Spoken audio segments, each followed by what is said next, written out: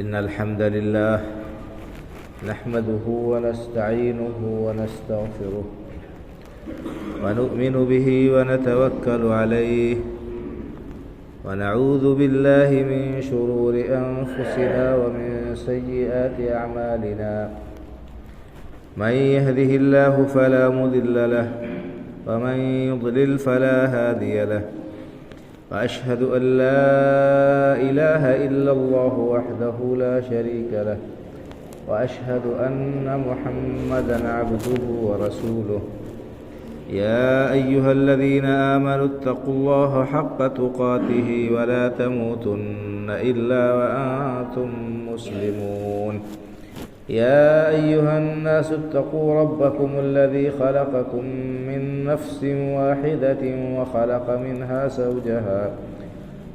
منها زوجها وبث منهما رجالا كثيرا ونساء واتقوا الله الذي تساءلون به والأرحام إن الله كان عليكم رقيبا يا أيها الذين آمنوا اتقوا الله وقولوا قولا سديدا يصلح لكم أعمالكم ويغفر لكم ذنوبكم ومن يطع الله ورسوله فقد فاز فوزا عظيما أما بعد فإن خير الحديث كتاب الله وخير الهدي هدي محمد صلى الله عليه وسلم وشر الأمور محدثاتها وكل محدثة بدعة وكل بدعة ضلالة وكل ضلالة في النار أعوذ بالله من الشيطان الرجيم يا أيها الذين آمنوا كتب عليكم الصيام كما كتب على الذين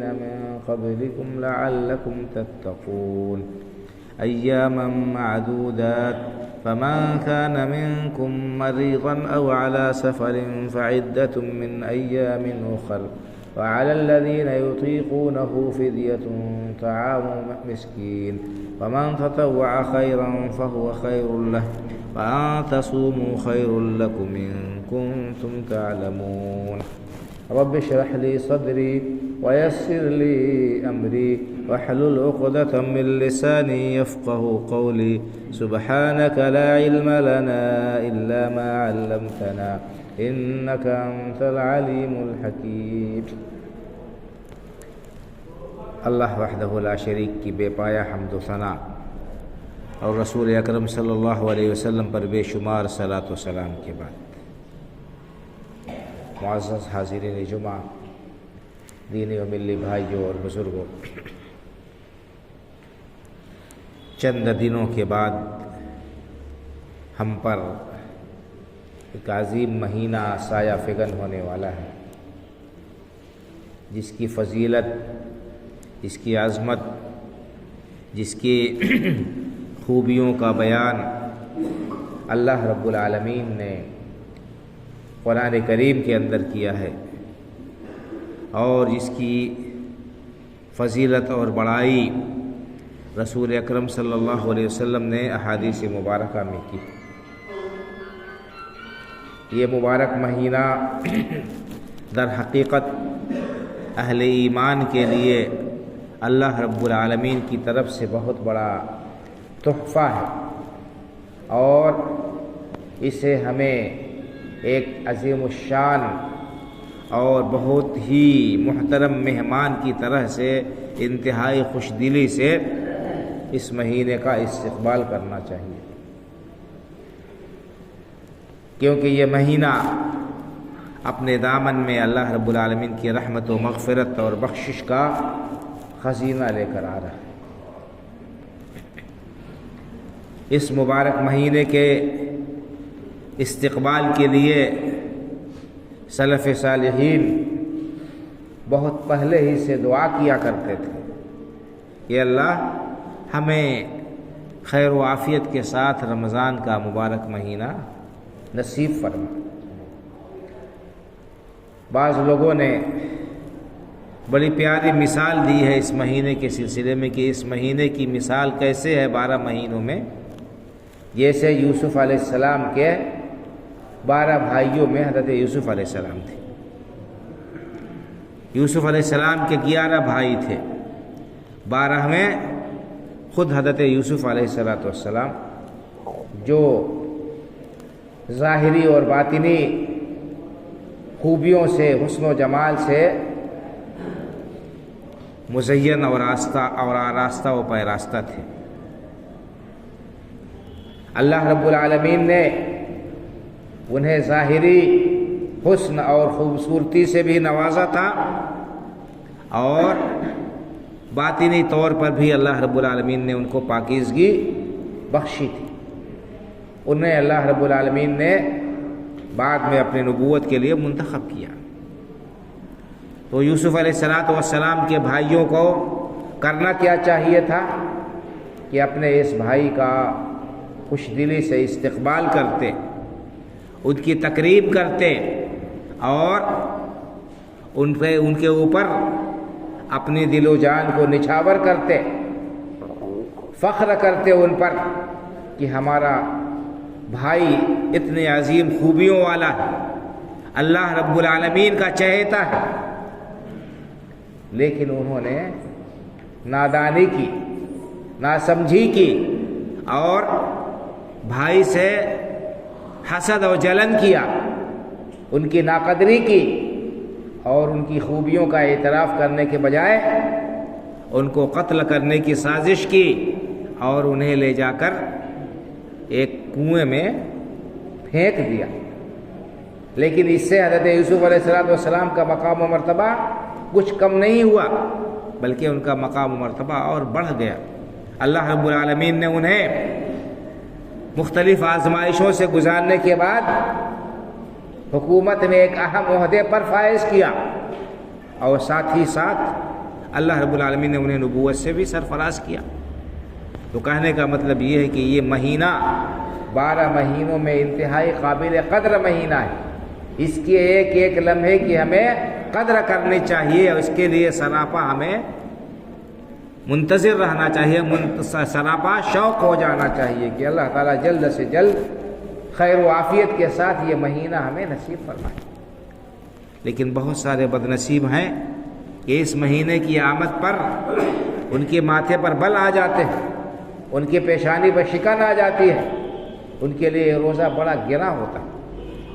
تو یہ ایمان کی کمزوری کے ساتھ ساتھ ناسمجھی اور کم عقلی کی بھی دلیل، کیونکہ یہ روزہ تو ہمارے لیے دنیا اور آخرت دونوں جگہ کی بھلائیوں کا خزانہ لے کر آتا ہے۔ روزے رکھنے سے انسان کے جسم سے بہت سارے فاسد مادے خارج ہو جاتے ہیں، بہت ساری جو اس کے جسم میں چکنائی اور نقصان دہ مواد اکٹھا ہو جاتے ہیں، وہ روزے کی حالت میں بھوک اور پیاس کی وجہ سے وہ دھیرے دھیرے جل کر ختم ہو جاتے ہیں۔ تو یہ ایک علاج ہے۔ جاپان کے ایک ڈاکٹر کو کینسر کے علاج کی تشخیص پر دنیا کا سب سے بڑا انعام دیا گیا، نوبل پرائز۔ اس نے کیا تشخیص کی کینسر کی؟ کہا کہ اگر کوئی شخص سال میں 20 سے 25 دن تک بھوکا رہتا ہے، 12 سے 14 یا 14 سے 16 گھنٹے تک سال میں 20 سے 25 دن کوئی شخص بھوکا رہتا ہے، تو اس کے جراثیم، اس کے کینسر میں مبتلا ہونے کے امکانات بہت کم ہو جاتے ہیں۔ یہ اس کی ریسرچ ہے آج کے زمانے میں، اور یہ اتنی بڑی تحقیق اور ریسرچ مانے گئی کہ اس کو دنیا کا سب سے بڑا انعام دیا گیا۔ قربان جائیے اللہ رب العالمین کی رحمت اور مہربانی پر کہ اس نے پورے ایک مہینے کا روزہ ہمارے اوپر فرض کیا، تاکہ ہم جو روحانی اور دینی فائدہ حاصل کریں، اخروی فائدہ حاصل کریں، اپنے ایمان کو تازگی بخشیں اللہ کے احکام پر عمل پیرا ہونے کے لیے، اس کے ساتھ ساتھ دنیاوی بیماریوں سے بھی ہم بچ سکیں۔ اطباء اور ڈاکٹر جانتے ہیں، آپ اسے رجوع کریں اور آپ پڑھیں روزے کے طبی فائدے، آپ کو تفصیلی مضامین ملیں گے کہ روزہ رکھنے سے انسان کے کتنے طبی فائدے حاصل ہوتے ہیں اور کتنی بیماریاں اس کی ختم ہو جاتی ہیں یا ان کے اندر کمی واقع ہو جاتی ہے۔ تو دنیاوی اور اخروی دونوں اعتبار سے یہ روزہ ہمارے لیے انتہائی مفید ہے، اور یہ اللہ رب العالمین کا فضل و کرم ہے اس امت پر۔ اور اس روزے کی اہمیت کا اندازہ آپ اس بات سے بھی لگا سکتے ہیں کہ اس روزے کو اللہ رب العالمین نے صرف ایسی امت پر فرض نہیں کیا بلکہ دوسری امتوں پر بھی فرض کیا تھا۔ اس میں ہمارے لیے تسلی بھی ہے اور اس میں اس بات کی طرف اشارہ بھی ہے کہ یہ روزہ کتنی عظیم عبادت ہے۔ اللہ رب العالمین کا ارشاد ہے، یا ایھا الذین آمنوا کتب علیکم الصیام کما کتب علی الذین من قبلکم لعلکم تتقون۔ اے ایمان والو، تم پر روزے فرض کیے گئے جیسا کہ تم سے پہلے لوگوں پر فرض کیے گئے تھے۔ اس روزے کی فرضیت کا مقصد کیا ہے؟ اس روزے کی فرضیت کا مقصد یہ نہیں ہے کہ اللہ تعالیٰ تمہیں بھوکا پیاسا رکھ کر اپنے خزانے میں اس کے کچھ کمی جو ہو رہی تھی اس کو دور کر لے گا، پورا کر لے گا، یا اس سے اللہ رب العالمین تمہارے بھوکے پیاسے رہنے سے اس کو کچھ فائدہ حاصل ہوگا۔ نہیں، اس میں سراپا تمہارا فائدہ۔ اللہ رب العالمین کا خزانہ تو بھرا ہوا ہے، دن رات اللہ رب العالمین کے خزانے سے لوگوں کے لیے روزی مل رہی ہے، اور پوری کائنات کے روزی کا اللہ رب العالمین نے انتظام کیا ہے۔ اس کا فائدہ تمہارے اپنے ذات کے لیے ہے۔ یا ایھا الذین آمنوا کتب علیکم الصیام کما کتب علی الذین من قبلکم، پچھلے لوگوں پر بھی روزے فرض کیے گئے تھے۔ یہ کہہ کر ہمارے لیے ایک تسلی ہے کہ صرف ہمارے لیے ہی یہ حکم نہیں ہے بلکہ یہ حکم گزشتہ امتوں کے لیے بھی تھا۔ اور آگے ایک لفظ میں اس کا مقصد بیان کر کے اللہ رب العالمین نے ہمارے لیے روزہ رکھنا اور بھی آسان کر دیا۔ فرمایا اس کا مقصد یہ ہے کہ تمہارے اندر تقویٰ آئے، پرہیزگاری آئے، احتیاط کے ساتھ زندگی بسر کرنے کا تمہیں عملی تجربہ ہو جائے۔ ایک مہینہ یہ تمہارا تربیت گاہ ہے، اگر اس ایک مہینے کی اس تربیت گاہ میں تم نے اپنی تربیت حاصل نہیں کی، اپنی بری عادتوں سے دستبرداری نہیں اختیار کی، اپنی غلط عادتوں کو نہیں چھوڑا، تو صرف بھوک اور پیاس برداشت کرنے سے کوئی فائدہ حاصل ہونے والا نہیں ہے۔ لعلکم تتقون، اللہ نے روزے فرض کیے تاکہ تمہارے اندر تقویٰ کی صفت پیدا ہو جائے۔ تقویٰ یہ عربی زبان کا لفظ ہے، اور قرآن میں یہ لفظ اور اس سے مشتق، اس سے نکلے ہوئے بہت سارے کلمات آپ کو سینکڑوں جگہ ملیں گے۔ تقویٰ، اتقو، اتقون، متقین، یہ سارے کے سارے الفاظ اسی ایک سے نکلے ہیں۔ تقویٰ کے معنی آتے ہیں رکاوٹ اور آڑ کے، وقایہ کے معنی آتے ہیں رکاوٹ اور آڑ کے۔ تو تقویٰ کیا ہے کہ انسان اپنے اور اللہ رب العالمین کے عذاب کے درمیان آڑ بنا لے، ایسا کام کرے کہ اللہ کے عذاب سے وہ بچ جائے، یعنی احتیاط کے ساتھ زندگی بسر کرے۔ اس تقویٰ کی مثال ایک صحابی حضرت ابی بن کعب رضی اللہ تعالیٰ عنہ نے بڑی بہترین دی۔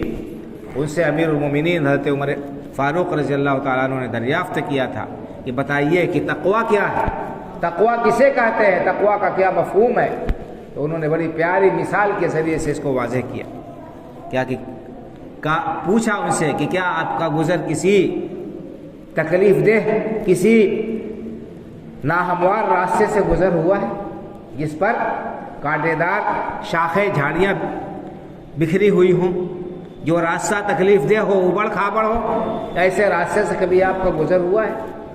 انہوں نے کہا کہ ہاں، دیہات میں رہنے والے یا دیہات میں جانے والے لوگ ان راستوں سے اچھی طرح سے واقف، پگڈنڈیاں ٹیڑھی میڑھی، خاص طور سے برسات کے زمانے میں پانی بھرا رہتا ہے، کیچڑ ہوتا ہے اور گڈھے ہوتے ہیں جگہ جگہ، اور ان راستوں پر جو ہے ببول کے درخت اور دوسرے کانٹے دار درخت اگے ہوتے ہیں۔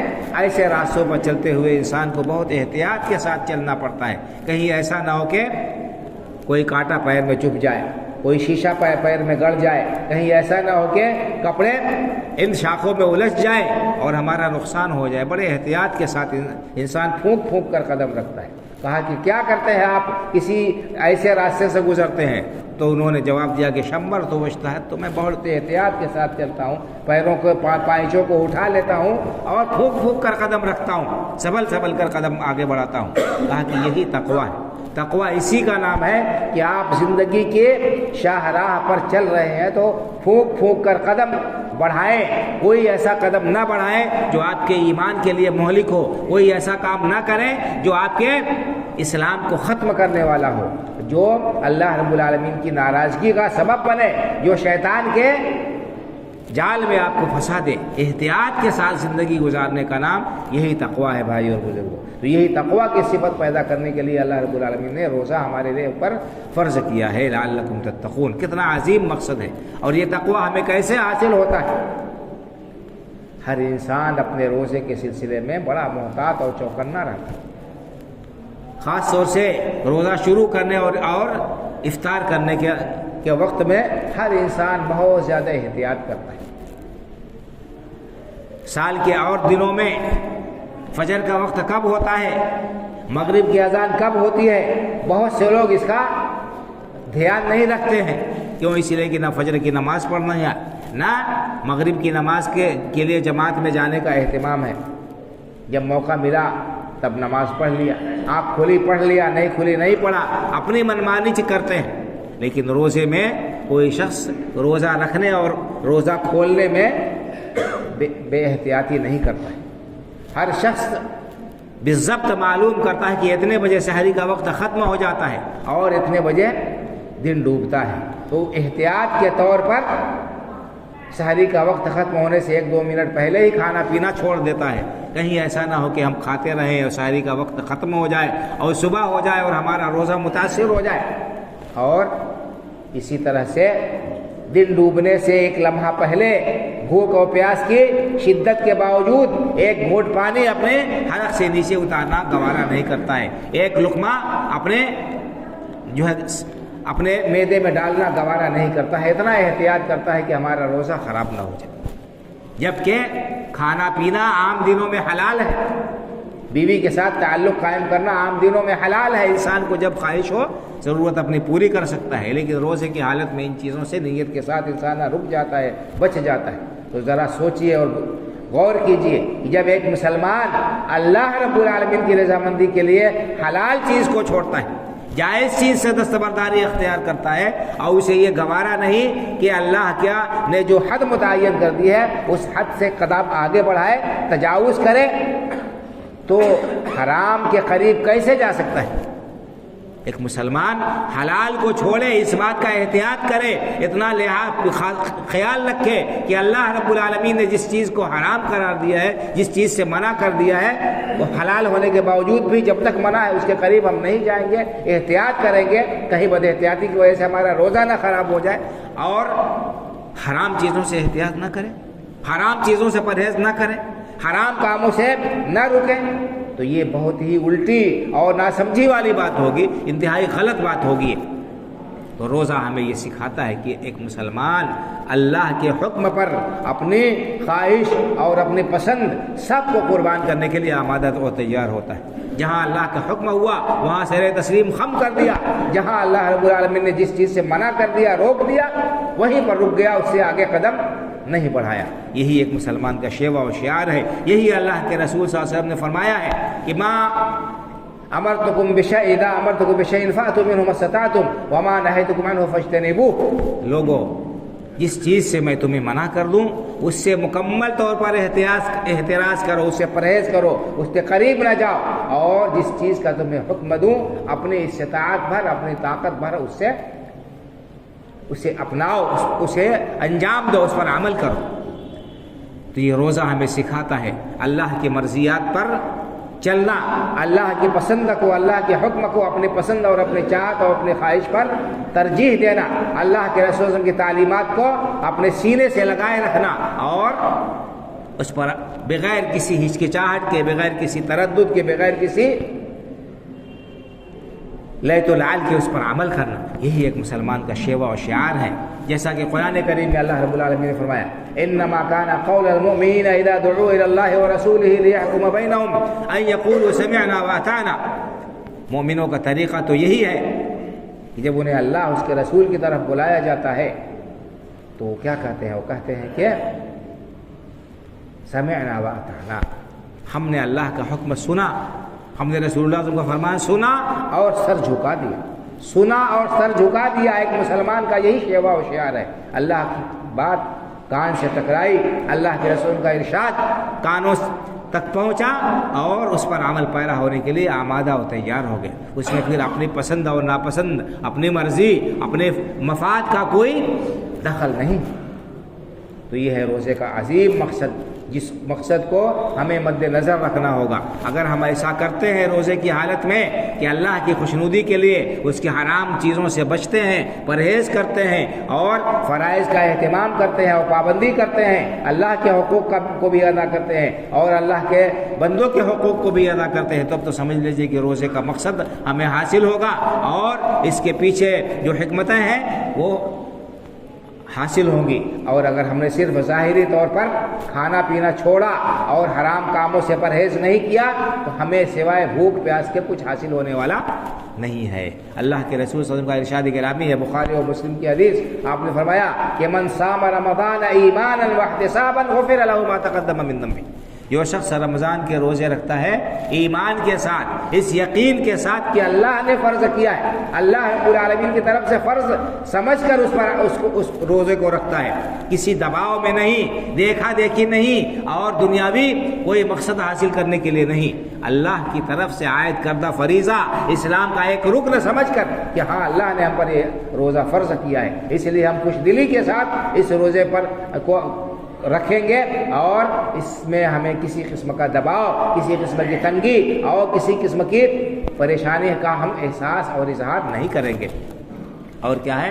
احتساباً، اجر و ثواب کی نیت سے، اللہ سے ثواب کی نیت سے کہ اس کا ثواب ہمیں اللہ تعالیٰ عطا فرمائے. یہ دو شرط ہے، اگر یہ دو شرط پائی گئی ایمان کے ساتھ، یقین کے ساتھ، اس پختہ یقین کے ساتھ کہ اللہ رب العالمین نے روزہ فرض کیا ہے، اس فرض روزے کو ہم نے رکھا خوش دلی کے ساتھ اور اللہ سے اجر و ثواب کی نیت سے، تو کتنا اس کا فائدہ ہے، اس کا کیا اجر ہمیں ملے گا. انسان کے پچھلے سارے کے سارے گناہ معاف ہو جائیں گے، پچھلے سارے کے سارے گناہ معاف ہو جائیں گے. اور یہی بشارت اللہ کے رسول صلی اللہ علیہ وسلم نے صیام رمضان کے ساتھ قیام رمضان کے سلسلے میں بھی فرمایا کہ ومن قام رمضان ایمانا واحتسابا غفر له ما تقدم من ذنبه. اسی طرح سے جو شخص رمضان میں قیام کرتا ہے، قیام اللیل کرتا ہے، تراویح یا تہجد کا اہتمام کرتا ہے، ایمان کے ساتھ اللہ کا حکم سمجھ کر اللہ کے رسول کی طرف سے متعین ہونے کی وجہ سے اور ثواب کی نیت سے اس کے پچھلے سارے گناہ معاف ہو جاتے ہیں. تو یہ دو عمل ایسے ہیں، قیام اور صیام، کہ ایمان کے ساتھ اور اجر و ثواب کی نیت سے، خوش دلی سے اور راضی برضا ہو کر اللہ کے حکم اور اللہ کے رسول کے فرمان سے اگر عمل کریں گے تو اس کا ہمیں یہ ثواب و فائدہ ملے گا کہ پچھلے سارے گناہ معاف ہو جائیں گے. اور اگر کوئی شخص صرف رسمی روزہ رکھتا ہے، ظاہری طور پر روزہ رکھتا ہے، یعنی حلال چیز سے بچتا ہے، حرام چیز سے نہیں بچتا ہے، تو ایسے سلسلے میں اللہ کے رسول نے وعید سنائی ہے.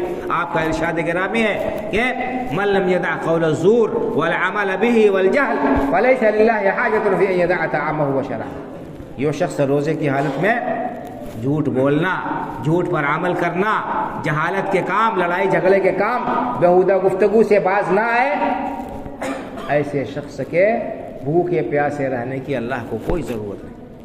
ذرا سوچیں اور غور کریں اللہ کے رسول کیا فرما رہے ہیں کہ جو شخص روزے کی حالت میں جھوٹ بولنا اور جھوٹ پر عمل کرنا اور جہالت کے کام نہ چھوڑے، اللہ کو ایسے شخص کے بھوکے پیاسے رہنے کی کوئی ضرورت نہیں. یعنی ایسے شخص کو صرف بھوک اور پیاس حاصل ہو، صرف بھوک اور پیاس حاصل ہوگی. روزے کی حالت میں انسان کو اپنے اعضاء کی بھی حفاظت کرنی ہوگی، اپنے جوارح کی حفاظت کرنی ہوگی، اپنے زبان کی، اپنے کان کی، اپنے آنکھوں کی اور اپنے دل و دماغ کی، سب کی حفاظت کرنی ہوگی.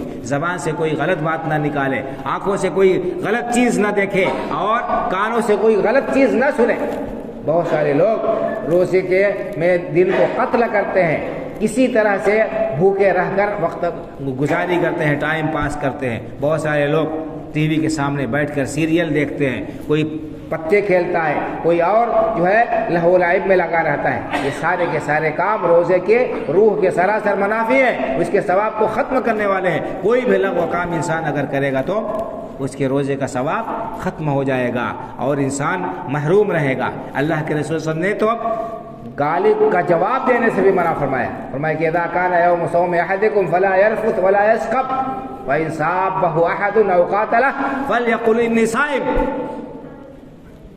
جب روزے کا دن ہو کوئی شخص لغو بات نہ کرے، لغو بات، رفث جماع سے متعلق بات، لغو بات بیہودہ بات، اور یسخب شور شرابہ، ہنگامہ آرائی، اور غلط کام، غلط بات نہ بولے۔ یہاں یہی نہیں کہ خود نہ بولے، کوئی اگر اس کے ساتھ بد زبانی کر رہا ہے تو اس بد زبانی کا جواب بھی نہ دے۔ فَإِنْ صَابَهُ أَحَدٌ أَوْ قَاتَلَهُ فَلْيَقُلْ إِنِّي صَائِمٌ، اگر کوئی شخص اس سے لڑائی جھگڑا کرنا چاہے، اس سے الجھنا چاہے، اس سے ساتھ بد زبانی کرے، تو اتنا کہہ دے کہ بھائی میں روزے سے ہوں، میں روزے سے ہوں، انی صائم کہہ کر ہٹ جائے، روزے کی حفاظت کرے۔ یہ اللہ کے رسول کو فرمان ہے، یعنی جواب میں بھی لڑائی جھگڑے سے اعتراض کرنا چاہیے، چاہے جائے کہ خود انسان آغاز کرے۔ بہت سارے لوگ ہیں روزے کی حالت میں ان کا پارا ہمیشہ چڑھا ہی رہتا ہے، ان کے ماتھے پر ہمیشہ شکن ہی رہتی ہے، ہمیشہ ان کو غصہ ہی رہتا ہے، چھوٹی چھوٹی بات پر الجھ جاتے ہیں، بد زبانی کرتے ہیں، اور لایانی باتیں بکتے ہیں، لڑائی جھگڑے کے لیے آمادہ و تیار رہتے ہیں۔ اور لوگ کیا کہتے ہیں؟ لوگ کہتے ہیں کہ ان کو روزہ لگ گیا، ان کو روزہ لگ گیا ہے۔ یہ بالکل غلط بات ہے اور ناسمجھی کی بات ہے، قابل مذمت بات ہے۔ روزہ لگ گیا کا مطلب کیا ہوا؟ یعنی ان کو روزے کا اثر ہو گیا۔ روزے کا اثر اللہ نے کیا بتایا کہ روزے کا اثر کیا ہوتا ہے، مسلمان پر کیا ہونا چاہیے؟ اس کے اندر تقویٰ آئے، اس کے اندر پرہیزگاری آئے، حرام سے بچے، اللہ کی نافرمانی کے کاموں سے دور رہے۔ اور یہاں شروعات ہی ہو رہی ہے اللہ کی نافرمانی کے کام سے، غلط بیانی سے، بد زبانی سے، بیہودہ گوئی سے۔ یہ روزے کا اثر ہوا یا اس کا الٹا اثر ہوا؟ تو ہمیں چاہیے کہ ہم روزے کی حالت میں اپنے اعصاب پر کنٹرول کریں، اپنے زبان پر کنٹرول کریں، اپنے دماغ پر کنٹرول کریں، اور اپنے آپ کو اللہ رب العالمین کے احکام کے تابع بنائیں۔ یہ روزہ جہاں ہمیں یہ تعلیم دیتا ہے کہ ہم اللہ کے خوشنودی کے لیے حلال چیزوں سے بچیں گے، یہاں پر یہی روزہ ہمیں یہ بھی سکھاتا ہے کہ ہم اپنے غلط عادات سے باز آ جائیں۔ بہت ساری غلط عادتیں ہیں انسان کے اندر ہیں، بیڑی سگریٹ، گٹکا، تمباکو اور اس قسم کی چیزیں جو صحت کے لیے انتہائی نقصان دہ ہیں۔ سگریٹ کے پیکٹ پہ لکھا رہتا ہے، تمباکو کے پیکٹ پہ لکھا رہتا ہے کہ یہ انسان کے لیے نقصان دہ ہے۔ یہ تمباکو کینسر کا سبب بنتا ہے۔ دنیا والوں کے ڈرانے سے تو انسان کا پھر ڈر بھی جاتا ہے اور رک جاتا ہے، لیکن اللہ رب العالمین کے حرام کرنے سے اور اللہ کے ڈرانے سے نہیں ڈرتا ہے۔ یہ انتہائی ناسمجھی کی بات ہے۔ ہمیں چاہیے کہ ہم ان غلط عادتوں سے بھی پرہیز کریں، احتیاط کریں، ہم حلال چیز سے رکے رہیں، اور دن کا جو اپنے روزے کا روزہ کھولے، سب سے پہلا کام وہی غلط کام کرے، بیڑی اور سگریٹ اور خینی اور گٹکا اور جو ناجائز چیزیں ہیں ان سے ہم اپنا روزہ افطار کریں۔ یہ انتہائی نادانی کی بات ہوگی، ناسمجھی کی بات ہوگی۔ تو بہرحال یہ روزہ ایک مہینہ ہمیں یہ بتاتا ہے کہ انسان اگر عزم کر لے کسی بات کا، پختہ ارادہ کر لے، کمر بستہ ہو جائے تو اس کام کو انجام دے سکتا ہے۔ ہم ایک مہینے تک روزہ رکھ کر اس بات کا عزم کرتے ہیں، اس بات کا عملی اظہار کرتے ہیں کہ ہم جو ہے جس چیز سے چاہیں رک سکتے ہیں، تو یہ بہترین موقع ہے بھائی اور بزرگوں اپنی غلط عادتوں سے دستبرداری اور کنارہ کشی اختیار کرنے کا۔ تو ہمیں چاہیے کہ اس مبارک مہینے کا خوش دلی سے استقبال کرے اور اس کے روزوں کو بوجھ نہ سمجھے۔ اگر بوجھ سمجھ کر روزہ رکھیں گے یا دیکھا دیکھی روزہ رکھیں گے تو ثواب سے ہم محروم رہیں گے۔ اللہ کے رسول صلی اللہ علیہ وسلم نے ثواب کے لیے کیا شرط رکھی ہے کہ ایمان کے ساتھ اللہ رب العالمین کی طرف سے عائد کردہ فریضہ سمجھ کر اور احتساب، اجر و ثواب کی نیت سے خوش دلی سے روزہ رکھیں گے، تب ہمیں روزے کا ثواب ملے گا۔ اللہ رب العالمین سے دعا ہے کہ اللہ تعالی ہمیں اس مبارک مہینے کو خیر و عافیت کے ساتھ، یہ مبارک مہینہ ہمیں نصیب فرمائے اور اس کے شب و روز کی قدر کرنے کی توفیق عطا فرمائے، اور ہمیں ایمان کے ساتھ اجر و ثواب کی نیت سے روزے کے تقاضوں کو پورا کرتے ہوئے اس ماہ مبارک کو گزارنے کی اور فرض روزے رکھنے اور نوافل اور صدقات و خیرات اور زیادہ سے زیادہ نیکیاں کرنے کی توفیق عطا فرمائے۔ اللہ تعالیٰ اس مبارک مہینے کو ہمارے لیے باعث ہر طرح باعث خیر و برکت بنائے، اور یہ ہمارے لیے نقطۂ جو ہے انقلاب ثابت ہو۔ اللہ رب العالمین اس مہینے کے برکات سے ہمیں مستفید فرمائے، دنیا اور آخرت میں ہمیں کامیاب بندوں میں شامل فرما لے، اور ہمارا حشر نیک و صالح بندوں کے ساتھ فرمائے، آمین۔ اقول قولی ھذا واستغفر اللہ لی ولکم ولسائر المسلمین واستغفروہ من کل ذنب انہ هو الغفور الرحیم۔